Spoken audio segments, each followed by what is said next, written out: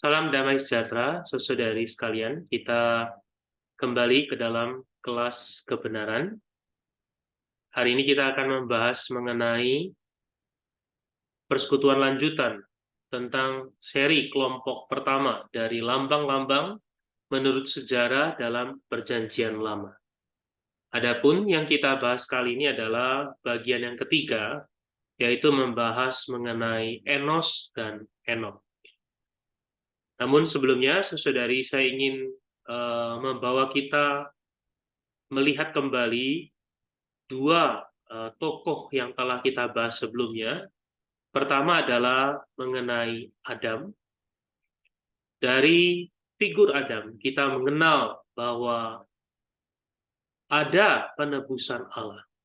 Walaupun Adam telah jatuh, walaupun Adam telah melanggar perintah Allah, tapi Allah adalah Allah yang menggenapkan penebusan bagi dia. Dan penebusan ini adalah penebusan yang dijanjikan oleh Allah. Penebusan ini diperlukan oleh manusia yang telah jatuh. Kemudian, saudara-saudari, kita lihat di tokoh yang kedua, yaitu Habel. Habel adalah anak dari Adam. Habel, dia mengenal jalan keselamatan Allah. Dia mewarisi apa yang telah dia terima dari orang tuanya. Sehingga Habel mengambil jalan penebusan Allah dan jalan hayat Allah menurut wahyu Allah yang telah ia terima. Puji Tuhan, melalui dua tokoh ini kita melihat Allah adalah Allah yang memberikan keselamatan. Manusia jatuh, tetapi Allah menyelamatkan. Bahkan hari ini, kita bisa mengambil jalan. Kita bisa menempuh jalan ini. Kita perlu terus-menerus menerima wahyu Allah. Hari ini, saudari, kita akan lanjutkan kepada tokoh yang ketiga, yaitu Enos. Di atas diri Enos, kita mengenal satu perkara, yaitu Enos artinya rapuh. Enos mewakili manusia yang menyadari kerapuhan dan ketidakmampuan.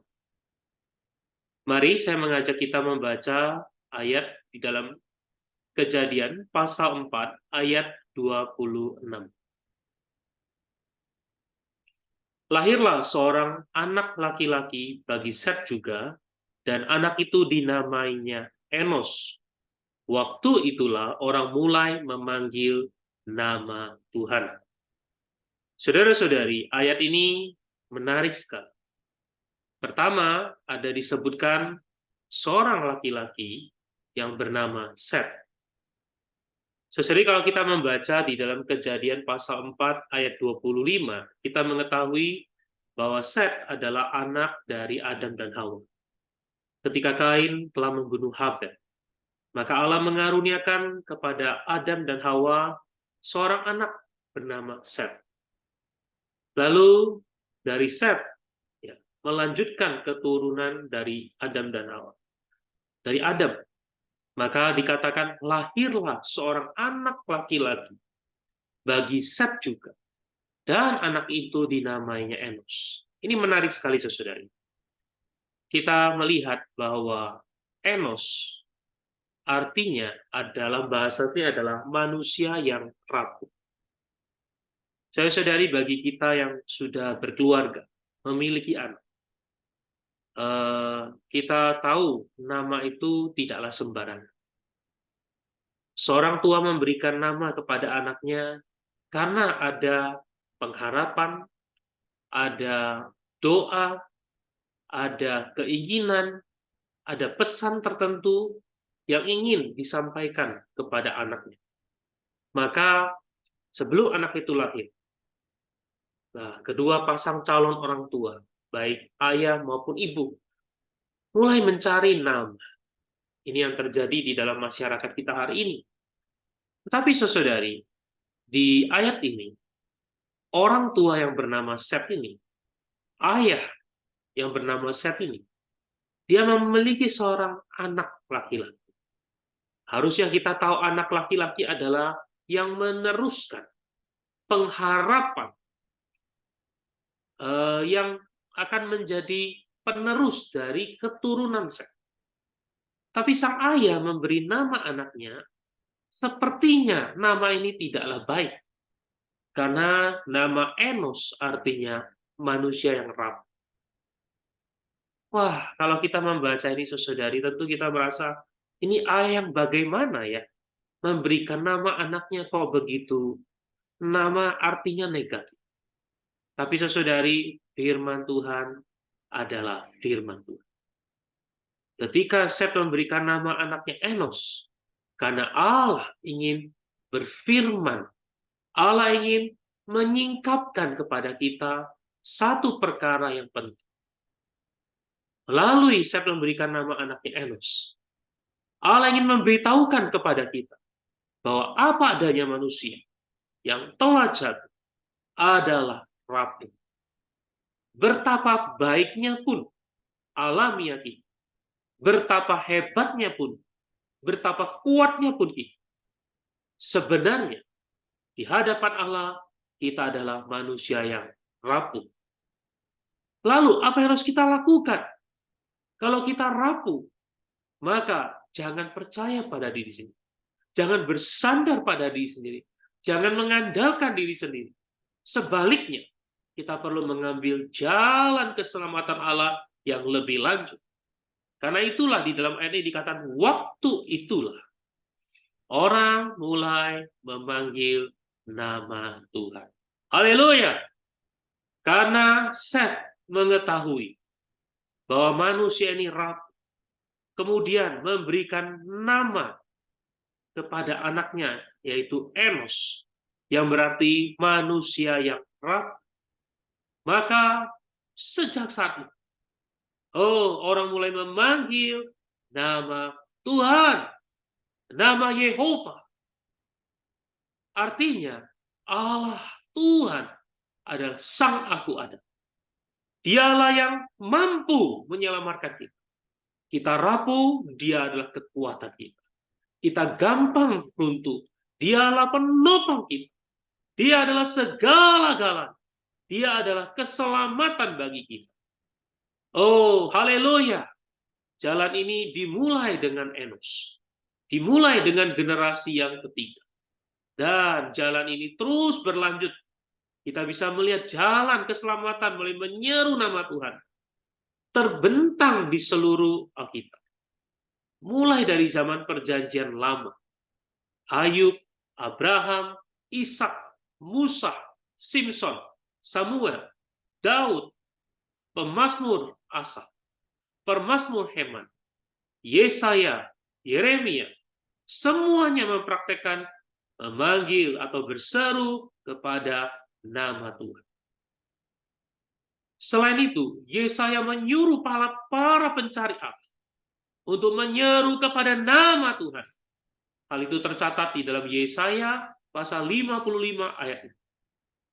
Bahkan menyeru nama Tuhan adalah perintah Allah. Adalah yang Allah dambakan. Agar umatnya berseru kepadanya. Karena mulai menyeru, umat Allah akan minum dari mata air keselamatan. Sehingga dengan cara demikian, manusia akan dipenuhi dengan sukacita. Penuhi dengan kebahagiaan. Penuh dengan kenikmatan. Pemazmur berseru kepada Tuhan setiap hari. Bahkan Nabi Yoel bernubuat bahwa orang-orang yang berseru kepada namanya, dalam tahun Yobel perjanjian baru, mereka akan bersukacita. Kemudian kita melihat di dalam perjanjian baru, bagaimana kaum beriman pada saat itu memiliki satu ciri-ciri kasih unik. Bukanlah memakai satu rantai dengan tanda tertentu, bukan. Tapi ciri-ciri kaum beriman pada saat itu adalah menyeru nama Tuhan. Bahkan pada hari Pentakosta, semua orang yang percaya diselamatkan. Mereka melalui bagaimana? Melalui berseru kepada nama Tuhan. Kita dapat bisa melihat waktu Paulus ya, sebelumnya bernama Saulus. Dia menerima amanat untuk pergi menangkap orang-orang Kristen. Dia mendapatkan kuasa yang penuh dari imam-imam kepala. Bagaimana dia menangkap? Dia menangkap dengan telinga mendengar. Karena orang Kristen pada saat itu, kaum beriman pada saat itu memiliki satu ciri-ciri, yaitu semua orang memanggil nama Tuhan. Jadi saudara-saudari, jalan keselamatan ini tidak hanya dimulai oleh Enos lalu berhenti, tidak. Tapi jalan keselamatan menyeru nama Tuhan adalah jalan yang terus berlanjut sampai pada perjanjian. Dan seharusnya jalan ini juga adalah jalan kehidupan kita. Karena dalam Roma pasal 10:13 dikatakan, siapa yang berseru kepada nama Tuhan akan diselamatkan. Semoga kita adalah orang yang menerima wahyu seperti Seth. Menyadari apa adanya kita adalah rapuh. Kebaikan kita pun bahkan rapuh. Kekuatan kita pun rapuh. Hikmat kita pun rapuh. Satu-satunya yang bisa menyelamatkan kita adalah Tuhan sendiri. Jalannya adalah menyeru kepada nama Tuhan. Oh Tuhan Yesus. Haleluya. Namun saudari, di atas diri Enos, kita belum melihat kematangan dari seorang beriman. Tapi puji Tuhan, di dalam perjanjian lama ada tokoh yang selanjutnya, yaitu Henokh. Dikenal dengan sebagai seorang yang berjalan dan hidup dengan Allah. Akhirnya, melalui dia berjalan dan hidup dengan Allah, dia selamat dari maut. Dari Enos, generasi yang ketiga dari Adam, sampai Henokh, generasi ketujuh dari Adam, tidak ada orang yang luar biasa yang bisa melayani sebagai perwakilan atau tanda roh.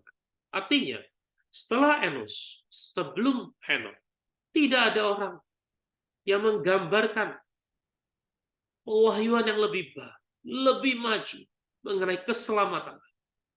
Tapi puji Tuhan, melalui Henokh, kita melihat kelengkapan dari keselamatan, yaitu tidak hanya diselamatkan, tapi mencapai kepada satu titik.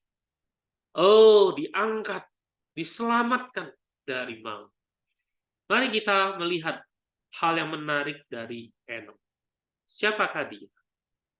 Henokh adalah seorang yang mengetahui bahwa adanya penghakiman Allah. Sewaktu dia berumur 65 tahun, dia memperanakan seorang anak laki-laki. Anak ini diberi nama Metusal. Saudara lihat, baik Enos maupun Henokh, mereka memberi nama anaknya memiliki makna tertentu, yang berarti ketika dia mati, ia akan dikirim. Apa maksudnya? Kalau kita membaca di dalam Yudas pasal 1 ayat 14-15, dijelaskan bahwa tentang mereka, Henokh telah bernubuat. Katanya, sesungguhnya Tuhan datang dengan beribu-ribu orang kudusnya, hendak menghakimi semua orang dan menjatuhi hukuman atas orang-orang fasik. Karena semua perbuatan fasik terhadap Tuhan. Karena Henokh menyadari Allah akan menghakimi semua orang yang fasik. Yaitu hal ini terjadi yaitu melalui penghakiman melalui air bah. Maka Henokh memberi nama anaknya Metusal. Bahwa tatkala Metusal mati, maka penghakiman ini akan datang. Henokh mengetahui penghakiman Allah. Akhirnya Henokh menemukan bagaimana dia bisa menjadi orang yang diselamatkan, terbebaskan, terluput dari penghakiman Allah. Yaitu melalui dia menempuh satu kehidupan yang bergaul dengan Allah. Mari kita baca di dalam Kejadian pasal 5 ayat 23-24. Jadi Henokh mencapai umur 365 tahun. Dan Henokh hidup bergaul dengan Allah. Lalu ia tidak ada lagi. sebab ia telah diangkat oleh Allah. Haleluya. Dan saudari, Henokh bukan hanya menjadi orang yang berseru kepada nama Tuhan, tapi dia adalah orang yang hidup bergaul. Dia berjalan bersama-sama dengan Allah. Dia berjalan, terus berjalan, terus berjalan, terus berjalan. Selama 300 tahun. Sampai akhirnya dia diangkat oleh Allah. Dia tidak harus melewati masa penghakiman. Di dalam Ibrani pasal 11 ayat 6 dikatakan, karena iman Henokh terangkat, supaya ia tidak mengalami kematian. Dan ia tidak ditemukan, karena Allah telah mengangkatnya. Sebab sebelum ia terangkat, ia memperoleh kesaksian bahwa ia berkenan kepada Allah. Si Tuhan, saudari, melalui ayat Ibrani kita menyadari, Henokh adalah orang yang bergaul dengan Allah. Dia diangkat oleh Allah. Tidak mengalami kematian. Mengapa? Karena ia berkenan kepada Allah. Si Tuhan, saudari, sebenarnya Henokh mewakili kaum pemenang. Semua pemenang akan diangkat hidup-hidup. Mari saya akan bacakan satu kutipan perkataan dari saudara kita. Di masa yang akan datang, ketika Tuhan datang kembali, kaum beriman yang menang, karena mereka hidup dengan sadar dan berjaga-jaga. Sadar akan ada penghakiman. Berjaga-jaga. Melalui apa? Berjalan bersama dengan. Akan diangkat hidup-hidup dan tidak harus melihat kematian. Karena itu mereka akan selamat dari kesusahan besar yang akan menimpa seluruh bumi. Dan akan diangkat ke Gunung Sion, di mana Tuhan Yesus sudah ada di sana sejak waktu kenaikan. Saudara-saudari, hari ini memang kita adalah manusia yang jahat. Tapi puji Tuhan, Allah adalah Allah yang penuh kasih. Dia menyediakan jalan keselamatan, penebusan bagi kita. Melalui apa? Melalui kita mempersembahkan diri kita, menerima Dia sebagai domba Allah yang tersembelih bagi kita. Kita juga perlu mengambil jalan ini dengan iman. Seperti Habel. Jalan yang hidup. Lalu kita perlu menyadari, kita adalah orang dosa. Kita juga manusia yang rapuh. Keburukan kita adalah rapuh. Kelemahan kita adalah rapuh. Kebaikan kita pun rapuh. Kekuatan kita pun rapuh. Kebodohan kita rapuh. Hikmat kita pun rapuh. Kemiskinan kita rapuh. Kekayaan kita pun rapuh. Satu-satunya yang kokoh adalah diri Allah. Adalah persona Tuhan yang hidup. Maka kita perlu sebagai yang rapuh. Kita perlu meminta tolong kepadanya. Kita perlu membuka hati kita. Membuka mulut kita. Memanggil nama Tuhan. Oh Tuhan Yesus, selamatkan aku. Oh Tuhan Yesus. Dengan demikian, kita akan menimba dari mata air keselamatan. Lalu tidak cukup. Kita perlu melanjutkan kehidupan yang berjaga-jaga. Menyadari Tuhan akan datang. Penghakimannya akan datang. Maka kita perlu berjaga-jaga. Menempuh kehidupan yang berjalan. Bergaul bersama dengan Allah. Hari demi hari. Waktu demi waktu. Sampai mencapai satu titik. Kita diangkat oleh Allah. Kita dicuri oleh Dia. Sebagai barang yang berharga. Itulah para pemenang. Baik, saudari. Di akhir saya akan memberikan sedikit kesimpulan. Dari tokoh Enos dan Henokh. Kita melihat ada sisi negatif, kita melihat juga ada sisi positif. Sisi negatif, kita perlu menyadari bahwa diri kita adalah rapuh. Di sisi negatif, kita juga perlu sadar akan ada penghakiman. Kalau kita menyadari diri kita rapuh, maka di sisi positif, kita perlu mengambil jalan keselamatan. Membuka mulut kita, membuka hati kita, memanggil nama Tuhan, menimba mata air keselamatan, menikmati kelimpahan. Lalu kita perlu menyadari, kalau kita menyadari Tuhan akan datang dan penghakimannya akan datang, maka hari ini, bukan besok, bukan nanti, tapi hari ini, kita perlu mengambil satu jalan, gaya hidup, yaitu berjalan dan hidup bersama. Si Tuhan, inilah kehidupan Enos, inilah kehidupan Henok. Semoga ini juga menjadi kehidupan kita. Semoga kita menjadi orang yang senantiasa menikmati kelimpahan Tuhan, mulai menyeru nama-Nya, dan juga menjadi orang yang berjaga-jaga, menempuh satu kehidupan yang esa dengan Allah, berjalan, bergaul, hidup bersama. Si Tuhan, mari kita tutup persekutuan ini dengan doa. Tuhan, terima kasih. Kami mengucap syukur Engkau adalah Allah yang penuh dengan rahmat. Terima kasih Engkau mengaruniakan keselamatan bagi kami. Jalan penebusan Engkau bentangkan bagi kami. Bahkan hari ini Engkau memberikan nama-Mu sebagai keselamatan, sebagai kenikmatan yang bisa kami alami. Tuhan, bahwa bukalah mata kami, menyadari bahwa kami adalah manusia yang rapuh. Segala apa adanya kami, baik dan buruk adalah rapuh. Lemah dan kuat adalah rapuh.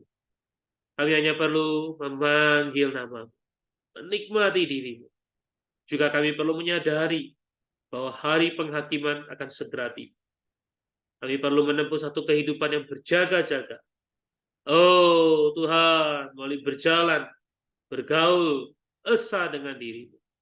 Tuhan Yesus, kami masih perlu rahmat-Mu, kasih karunia-Mu yang menopang kami di dalam jalan hidup kami, latihan kami hari demi hari.